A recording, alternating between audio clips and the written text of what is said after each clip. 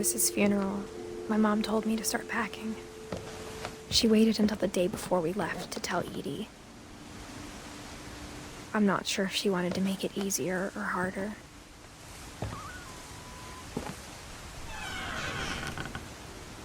I wish we'd stayed.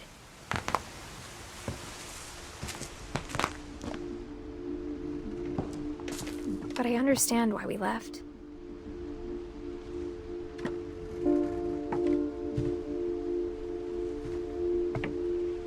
My mom ended up leaving everything behind.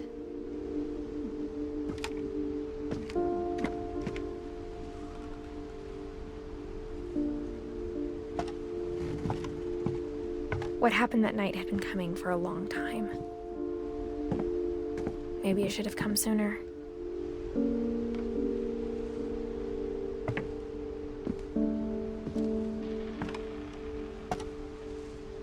But it had to end one way or another. All that's left now is to tell you about that last night.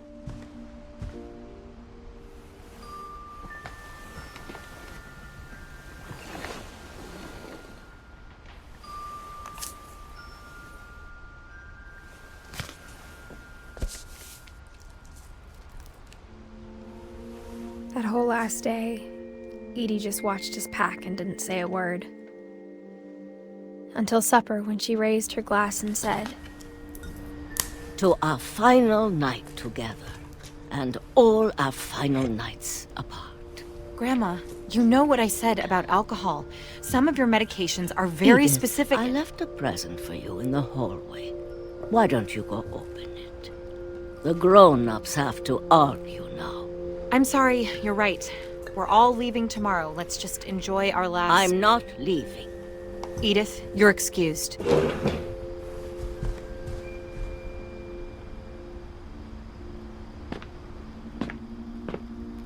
The power had been shut off that morning, but Edie always had plenty of candles.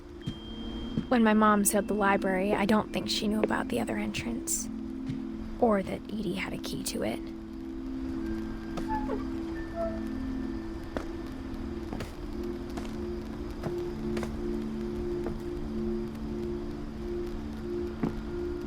That thing you're afraid of isn't going to end when you leave the house. Edith has a right to know these stories. My children are dead because of your stories! I think it's best if Edith and I leave tonight. We'll have the nursing home send a van for you in the morning, okay?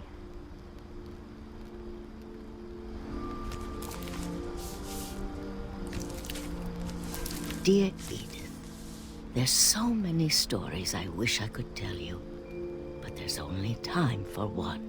This is about what happened on the night you were born. That night, the tide went way, way out. It was the first and last time I ever saw the old house aground. There'd been an earthquake out in the middle of the ocean. They called it the lowest tide in 1,000 years. God, it smelled awful. You know, I've seen that house every day of my life.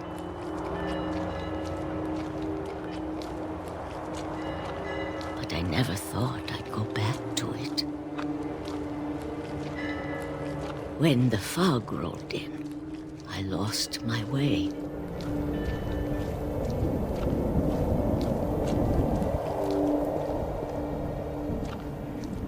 I got turned around.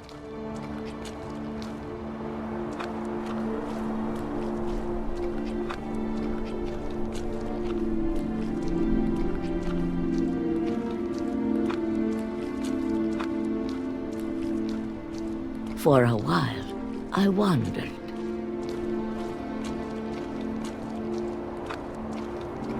I started seeing things.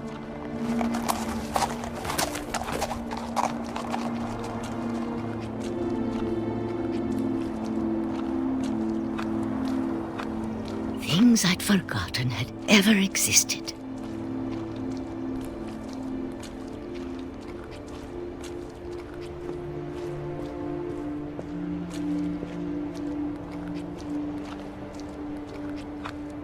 But when I saw them, they felt like old friends.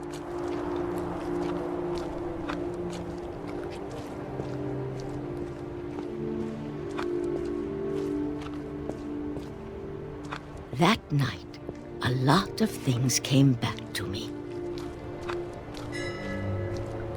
Or maybe I came back to them.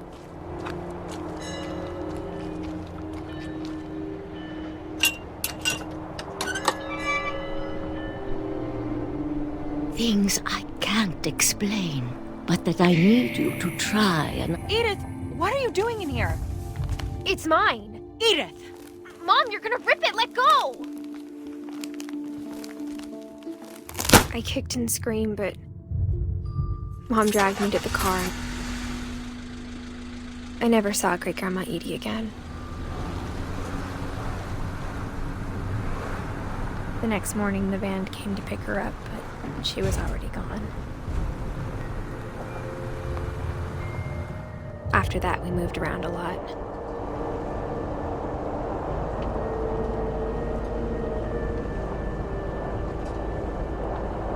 We both tried to make the best of it.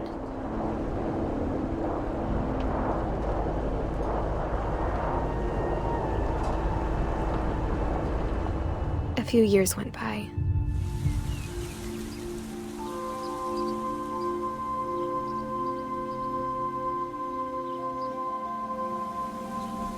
My mom didn't like to talk about it, but she started getting sick a lot. The rest happened pretty quickly.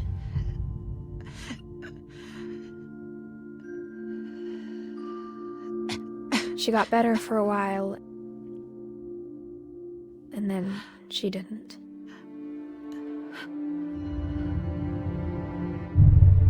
And then I was alone.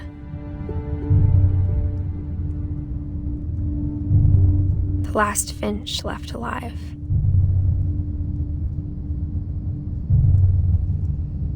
Until I found out about you. I'm still not sure what to tell you about all this. If we lived forever, maybe we'd have time to understand things. But as it is, I think the best we can do is try to open our eyes. And appreciate how strange and brief all of this is. This journal was supposed to be for you. But now I hope you'll never see it. I just want to meet you and tell you all these stories myself. But I guess if you're reading this now, things didn't work out that way.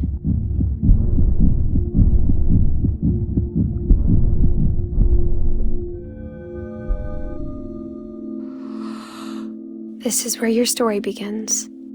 I'm sorry I won't be there to see it. It's a lot to ask, but I don't want you to be sad that I'm gone. I want you to be amazed that any of us ever had a chance to be here at all. Good luck.